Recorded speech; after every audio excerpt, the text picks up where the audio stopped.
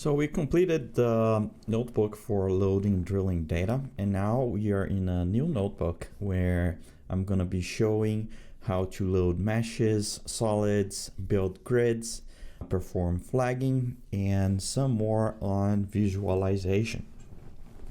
So starting here, we just load the packages that we are going to be using on this notebook, including our MSP, activate license, show the environment, and we are ready to go. So the first step here is to load the composite data. So as you remember in the previous notebook, we have loaded the drilling data, composited, and we saved a file. So if I go back to that notebook, just show the location where we did it. We saved this composite as a pickle file. As I mentioned in that video, pickle files, they are good for short-term storage. So if I have a workflow where one notebook's gonna be run immediately after the other one, that's totally fine to use pickle. So that's what I used, and that's what I'm gonna load. So to load a pickle, we can use a rmsp.from pickle and then go to the location where we saved that file, which was output, and we are looking for composite.pickle, and I'm gonna name that comps. Because comps is going to be loaded from the pickle, it will already be whatever type I used when I saved that file. In this case, I'm expecting our point data or interval data. I don't really recall what exactly I saved it, but we can check. But because it's also a RMSP geodata frame, then we can use check value range just to take a look at the data. So I loaded it. It is loaded. Everything that we had before have loaded successfully. We can take a quick look at what is the type of that. So it's still an interval data. That's the output of the desurveying, an interval data. Now that we have loaded our drilling data from the previous step, we can move into loading new things. So I will start with the topography. So in our data file folder, we already handled all the drilling data. For this notebook, we are gonna be looking into how to load the other data that's in here. So as you can see, we have topography, which is in STL format. We have a high grade shell, a low grade shell, and we have some grid centroids that I'm gonna use to demonstrate how to load grids. So starting with our topography, we can load topography with rmsp.mesh. Note that we also have a rmsp.solid. So the difference between meshes and solids within RMSP is that meshes are assumed to be open wireframes, like topographies, and solids is assumed to be a closed wireframe. So some of the methods and functions that we have within these functions are going to be different. For instance, we can flag something below a topography, but we cannot flag something inside a topography, but we can flag something inside a solid.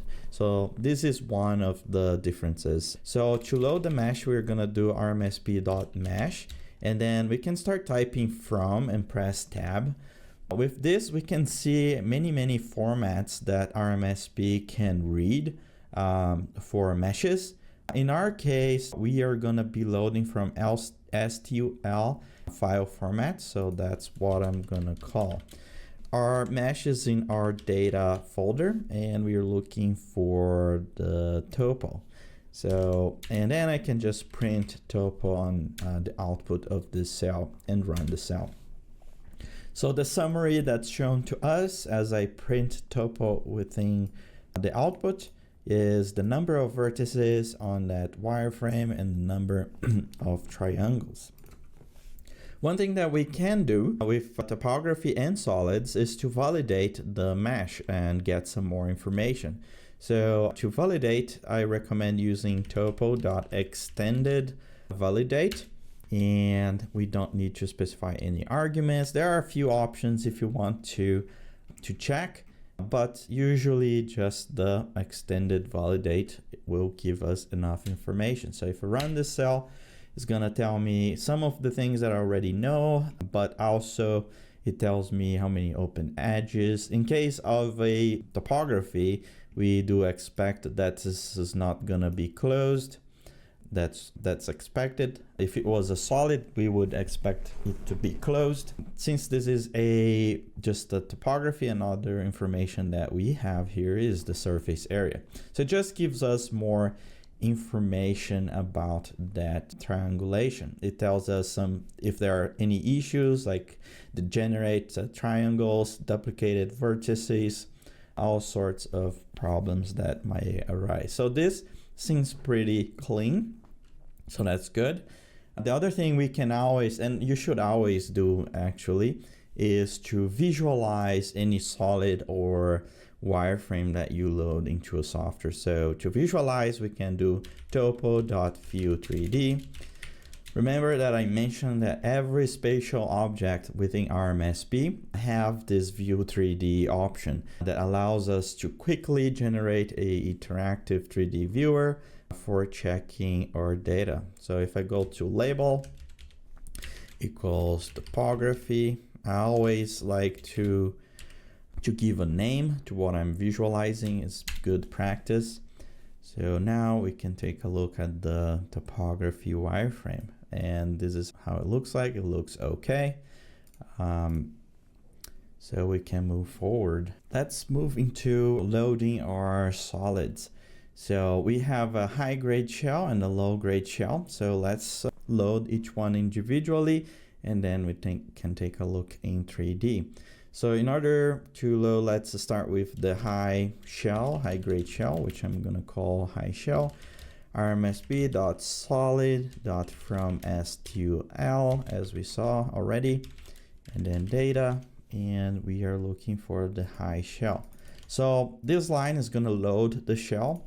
What I can do is to do a print high shell. This is gonna show the representation of it on the screen, basically telling me number of triangles and number of vertices. And also what I can do is already validate. So I can do extended validate. And if I run this, it will show me all the results for the high grade shells. We can take a look at the possible problems. I don't see any. Other interesting information that we have is the number of connected elements and components that we have on that wireframe. It tells me it's closed, so that's good. I can use it for flagging without a problem. It tells me the surface area and also tells me the volume. So I can copy the code in order to load the low grade shell and just make minor adjustments. And oops, with this, I just loaded the low grade shell as well. Again, if I check the validations, everything looks good. It is closed. The volume's calculated. Everything looks good. So I can move into visualizing the two elements that I just loaded. So to visualize multiple elements, what I like to do is to do rmsp.viewer. So this is going to create a viewer element to which I can add things. There are many ways to add elements to this viewer. I do like to use each one of the elements, like the high grade shell, and then I can do a view 3D as we saw before. I can specify a label, and I can specify the viewer. So because we have created the viewer before, in order to add elements to that viewer, we need to use the viewer argument. So this will add the high grade shell. The other thing I want to add here is the low grade shell, and also to the same viewer. Because the low grade shell wraps the high grade shell, if I just run this, I'm not gonna be able to see the high grade. Of course, I can change the opacity and see, but maybe I just want to change the opacity as I run the Python code. So for that, I can use a alpha equals to 0.3, and run again. And now I can see the grade shell, both low and high grade shells. Everything looks okay. So I have loaded the shells successfully. That means we can move to the next step.